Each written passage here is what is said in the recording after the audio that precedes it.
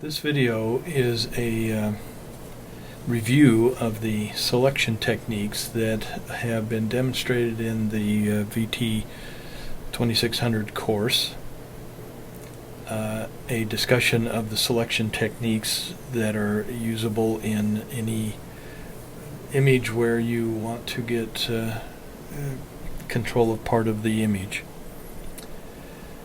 As discussed in class, and by the way, this is just a review, this is not a comprehensive presentation of those techniques. So you should be familiar with what was discussed in class, then could use this video to help you remember those things that we talked about. There are 4 phases that we use for obtaining a good selection in Photoshop. The first, of course, would be using the selection tools that are in the tool palette in Photoshop. The second phase would be the use of the quick mask, which uses the brush tool to add to or remove from the existing selection. Then the feature called Refine Edge, which allows us to choke or spread the edge of the selection as needed to find the edge more accurately. And the fourth phase is, for lack of a better term, post touch-up, where even after you've done all of your best work, there may be areas that are not quite right, and how would you touch those up so that it's accurate. Now, first rule of editing any image is to always edit in even multiples of 100. Remember, as we discussed in class, the presentation of the image in Photoshop is not always a one-for-one pixel relationship. At 100%, as you see with this cube image in the little tab, it is at 100%, and so that works out fine. But in other situations, such as if I use the keyboard shortcut Command 0 or Control 0 to fit to the screen, let me bring that up here. I need to be in Photoshop. Command 0, notice that the zoom factor is 121%. Let me suggest that this would not be the best way to edit an image, because the relationship of the pixels in the image to the pixels on the screen are not one-for-one. 200% would be preferred if you need to zoom in. At least there would be an even multiple. Or even 50% if you need to go smaller.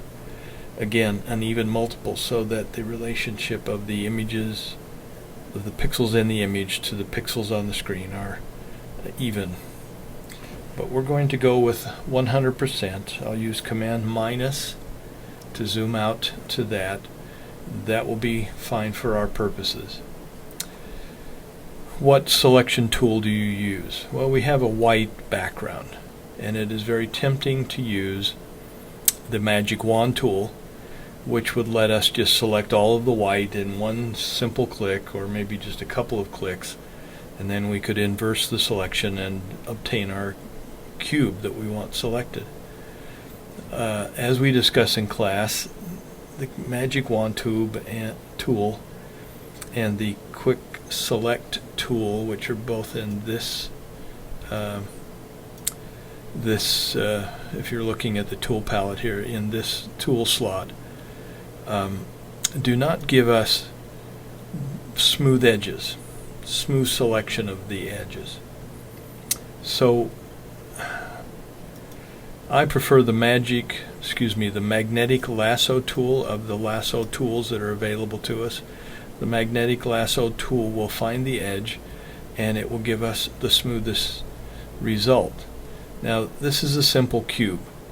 How hard could this be? Yes, for the most part these are straight edges, but they are diagonal edges, and we will have jaggies if we choose other selection tools. But with this magnetic lasso tool chosen and turning on the anti-alias checkbox at the top, with a feather value of 0, we should be able to obtain a superior result. The magnetic lasso tool is used by clicking once at a start point, which adds an anchor, and then releasing the mouse button. Just move the cursor along the edge as closely as you can, and when there is a change, in this case the small dip between the segments, you can click to add a point, but for the most part let the tool find the edge for you. And again, I'm clicking in these small indentations, but along the edge as I drag that, I'm letting it find the edge. I come to the corner, I need to click once to change direction so that it finds that easy, and again I'm moving into the indentation, so I'm clicking to help it find that edge. And remember, this is only the first phase. So working our way around this cube, I've chosen a very simple object to demonstrate the workflow that we're going to be using, or that I would suggest. Notice as I move my cursor, even though it's slightly away from the edge, there is a magnetism as this edge is easily seen, and so the line follows and moves towards it very nicely. The result is good, and I expect a accurate selection from this. Again, at the corner, I click once to change direction so that it can find that easier, and indentation, moving, doing all of this in one pass. You could do it in multiple passes, but you'd have to add to this, reload the selection and add to the selection. In this case, I think we can accomplish this in one pass. Moving along the bottom here. I accidentally double clicked. So I have a selection to this point, but it's not complete, and so I want to add to the selection. As we talked about in class, the modifier keys that will do this, or you can come up to the tool options bar at the top and choose the add to selection button. But what I'll do is just put my cursor inside of the existing selection as indicated by the marching ants. Hold down the shift key. Notice the cursor changes to a plus, adding a plus symbol to it. I click once, and then I come down to where I want to within the selection, and then add to it. I click to begin adding more. Got to be careful not to double click. That indicates to Photoshop that you're done. Maybe I clicked too quickly when I was just adding a couple of points, and it interpreted that as a double click. We're on our last edge as I work through those indentations. Now I've accidentally or on purpose have created a situation where there's some inaccuracy. I don't want the line to go the way it is. So I'm going to just push the delete key or the backspace key on the Windows machines, the big delete key on the Macintosh, to back up those anchor points that are added by the tool to a line back where the line is accurate, and then I can then move forward and continue on. I don't have to start over. So I'm coming up to the end. I'm coming to this corner. I want to make sure that I go inside of my selection. Since I'm adding to the selection, return to the beginning point and click, and now that selection has been added to the one that I inadvertently ended, and I have a full selection. Okay, so once you have the selection that you want, and you can identify that with the marching ants, we also need to realize that the marching ants don't tell us enough. And there is the next phase that we can use to improve our selection. while this may be a good selection, depending on the use that we have, it may not be good enough. First thing I want to do is save this selection. So going to the select menu, choose Save Selection, and we will give this a temporary name, or if we don't put a name there at all, it'll just choose the name Alpha 1. I'm going to call this Cube 1, and it'll go into a new channel, again, as we've discussed in class. I want to kind of look at that. I want to identify that. So I'm coming over to my channels, which is on my other monitor. You can see my cursor disappearing, and clicking on the Cube Alpha channel, and you can see that I'm not unhappy with that. If I remove the selection temporarily, deselect, then I don't have the marching ants in place. You can see that my edges are fairly clean. If I zoom in on this, and I'm holding down the space bar to click and drag the image, I'm getting a good anti-aliased edge, but it's not totally right. I can tell by some of this that my indentations weren't exactly where they should be, etc. So I'm going to now go back to the image, but I need to load that selection again so that I can work with it. Under the select menu, load selection, and since I only have one alpha channel, there it is, and that's the only choice I have, so I load that, and now I have the marching ants again. What I want to do is now switch to quick mask, or phase 2. That's accomplished in the tool palette just below the foreground and background rectangles. There is a button called Edit in Quick Mask Mode, and Q is the keyboard shortcut to toggle it on and off, and it will turn it on. That color is not good. Think of Quick Mask, again, as we discussed in class, think of Quick Mask as an overlay that you've laid over the top of the image that you can paint with the brush tool. Black will add to the selection, white will remove from the selection, but the color does not contribute to being able to identify which part is the image and which part is the mask. So I need to, with my cursor, double click on that quick mask button to bring up quick mask options, changing the color to something that will be more helpful and appropriate. I'm going to go with a neon green, maximum saturation, maximum brightness, add a 50% opacity on the selected area, and that will tell me a little better story about what part is selected.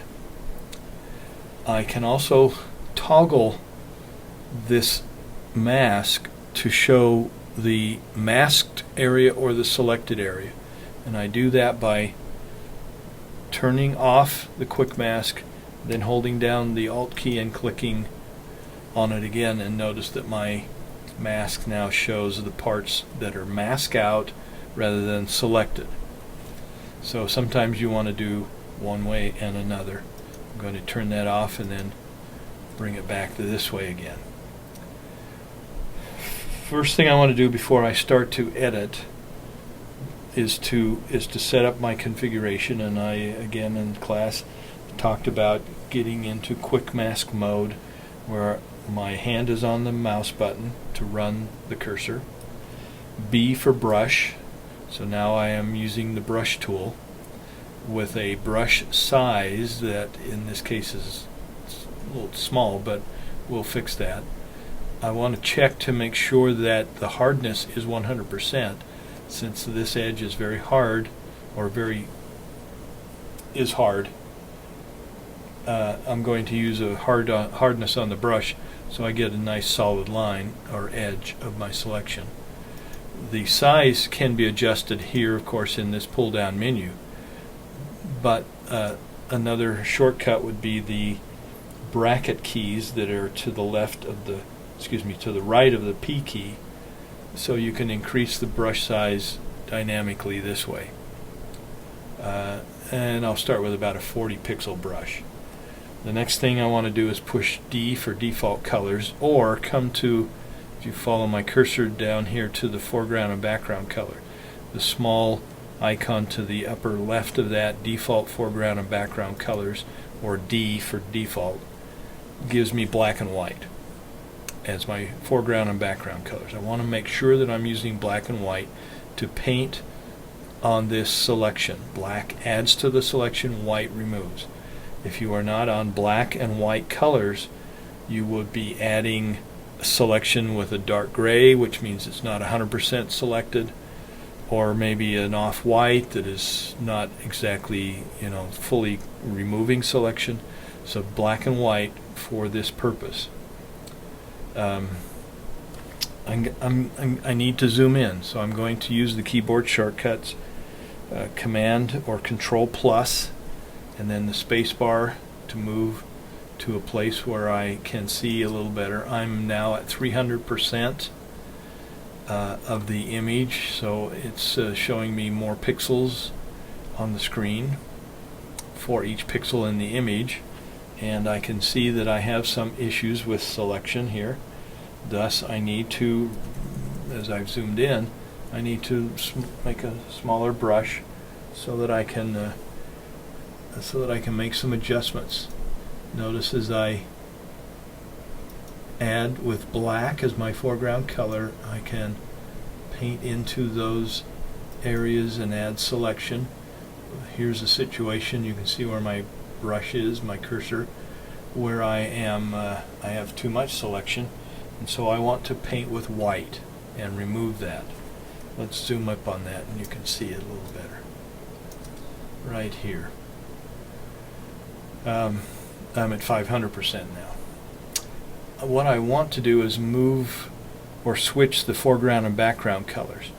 The cursor, the little icon just above the foreground and background colors on the right side, double arrow, curved arrow, is the button to do that. Notice that it will switch the foreground and background colors, but the keyboard shortcut is X. So you can use X to do that. I'll push X and you can see how the foreground and background colors will switch back and forth. With white as the foreground color, then I can come up to my area and paint white, and I'm going to need a smaller brush to get down into that area.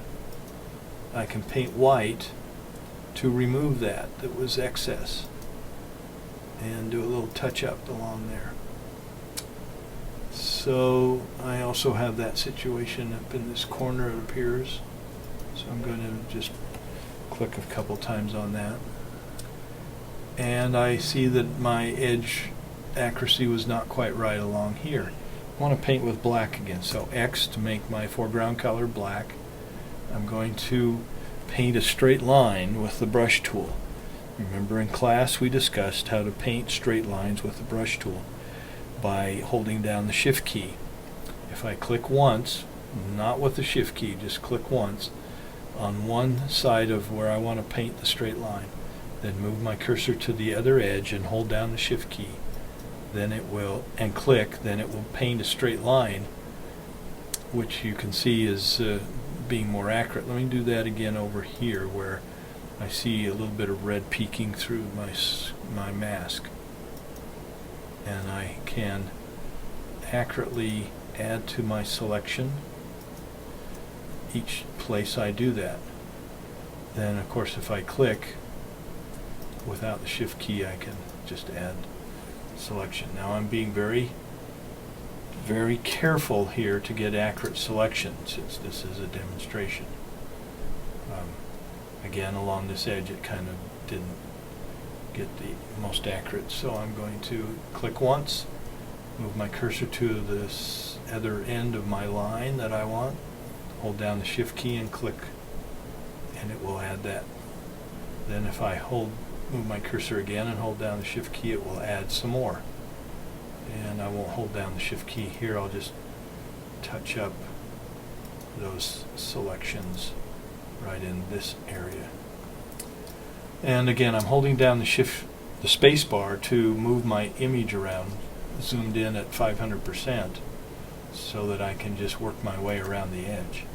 Again, a straight line along this edge just to clean that up a little bit. I've got a little excess here, X to switch to foreground color, to white as my foreground color, and remove that part. Then push X to go to black again. This looks good. Down here, maybe a little touch up along that. Got a little bit going here. Click a couple times, just touching as I go.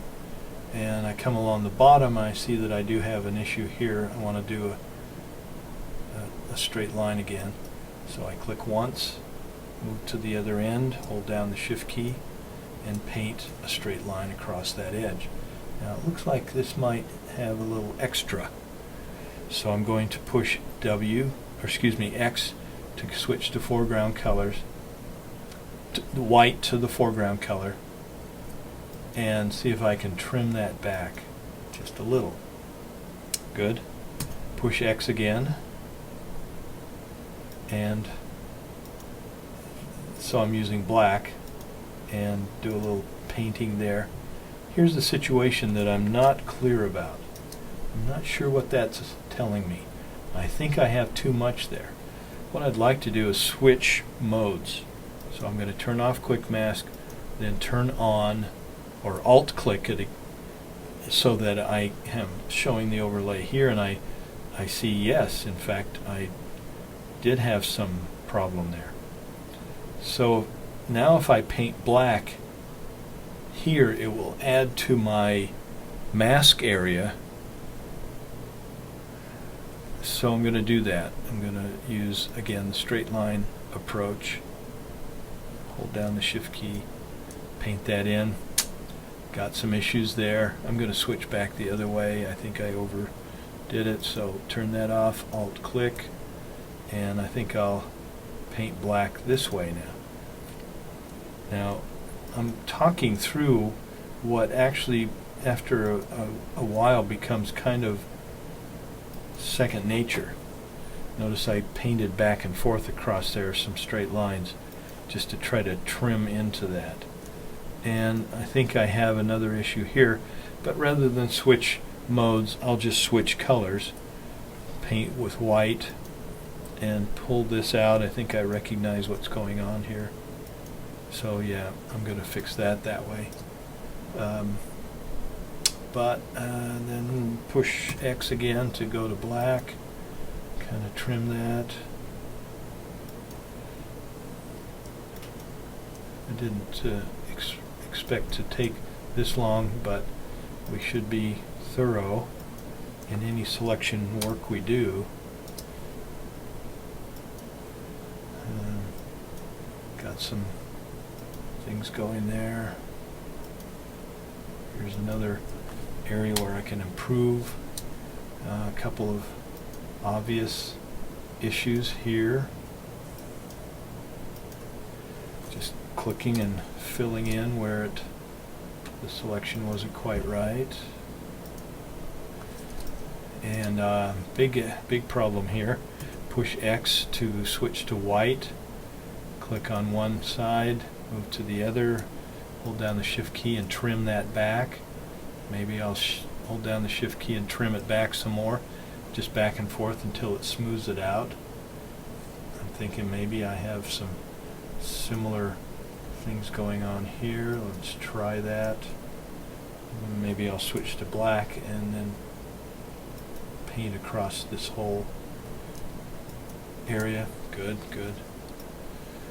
Okay, coming up on the final edge, I have a black foreground, so I can just add a little bit of selection into these areas that are obviously not right. As I come up to this final edge,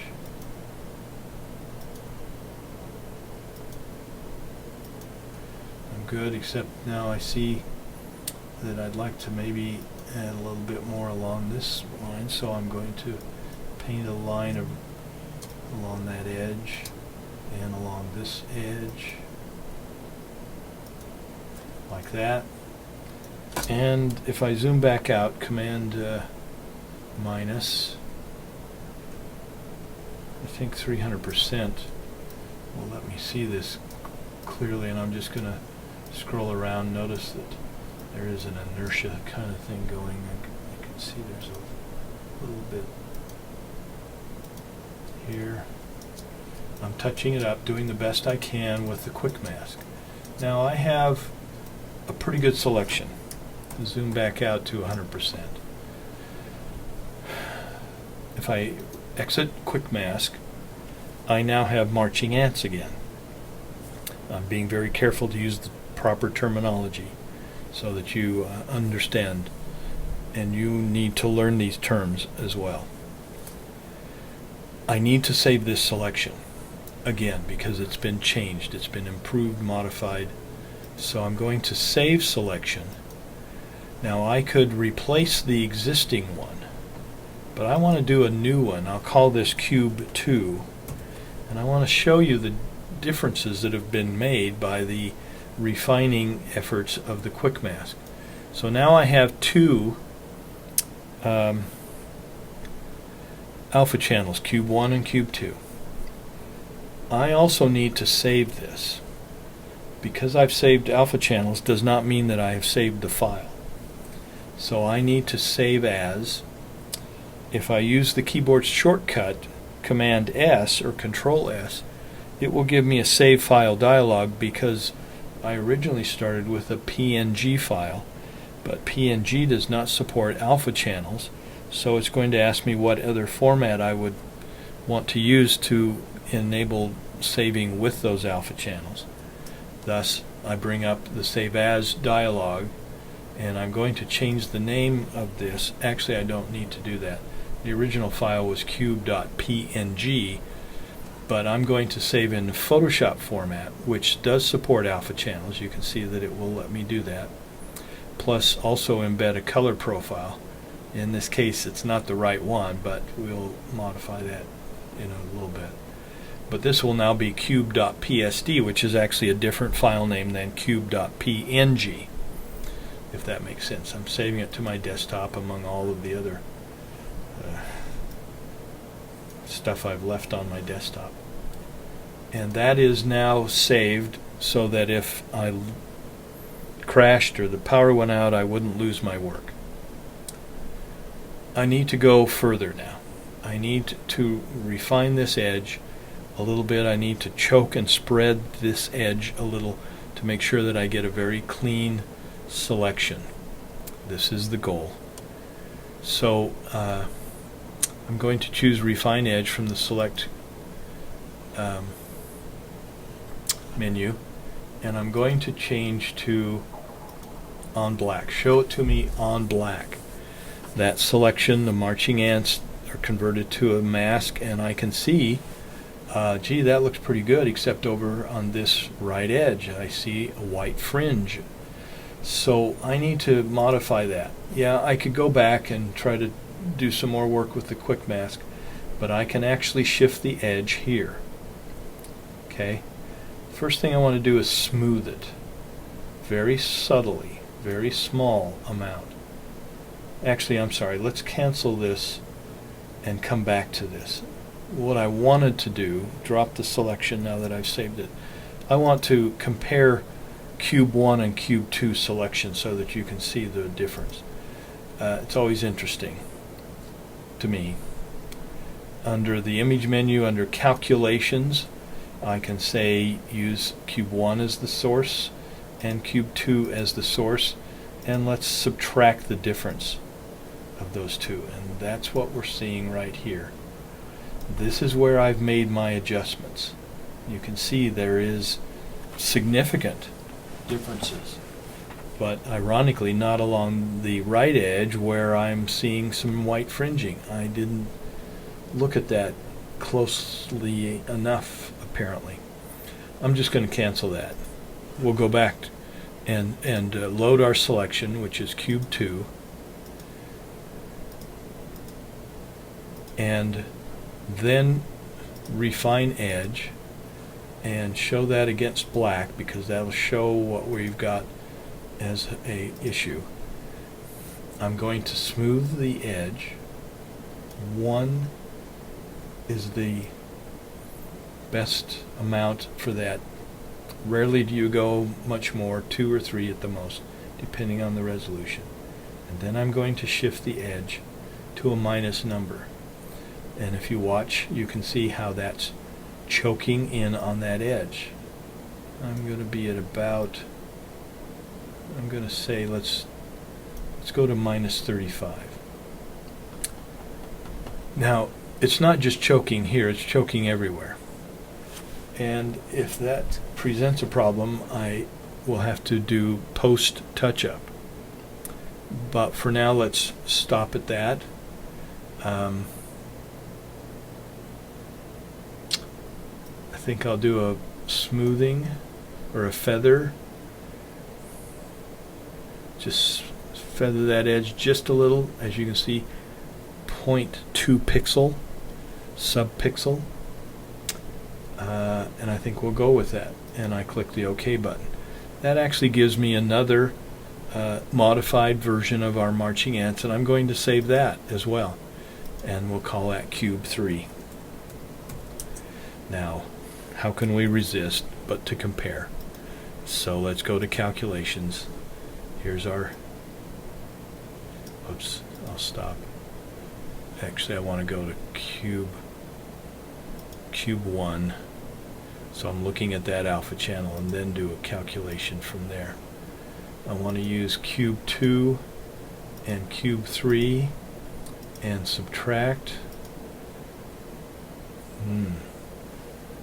I don't see anything.